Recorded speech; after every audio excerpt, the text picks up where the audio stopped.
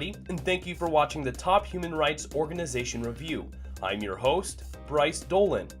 Now, in a recent segment, we talked about how Philippine President Rodrigo Duterte's war on drugs had reached a deadly milestone of over 7,000 casualties, 2,500 people being killed by police, and over 3,600 people being killed by unidentified gunmen.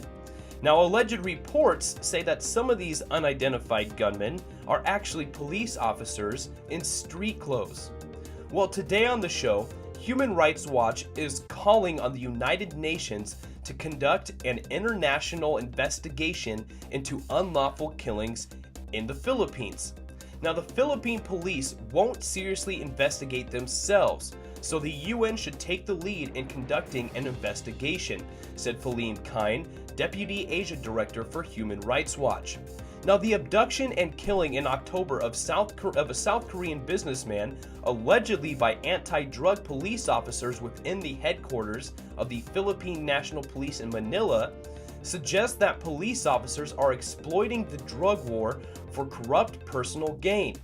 Now, a non-governmental anti-crime group has documented at least 11 additional cases in recent months in which anti-drug police personnel are implicated in procuring search warrants, and instead of searching, they demand ransom for the victims.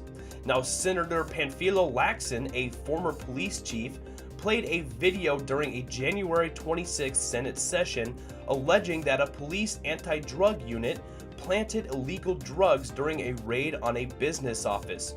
Now, the Philippine police have a long history of corruption, exemplified by the U.S. State Department declaration that the police are the most abusive law enforcement agency in the Philippines. Now, in his remarks on January 29th, Duterte declared that 40% of the police force are corrupt to the core.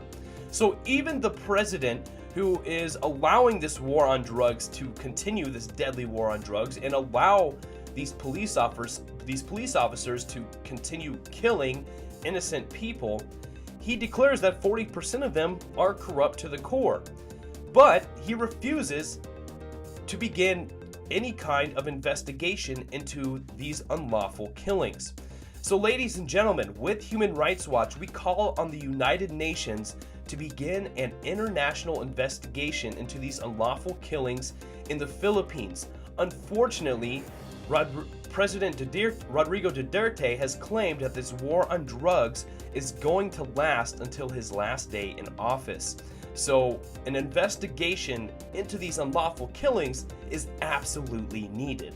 Now, ladies and gentlemen, if you want to take a look at this article yourself, you can find a link to this article below in the description. It'll take you directly to the Human Rights Watch website.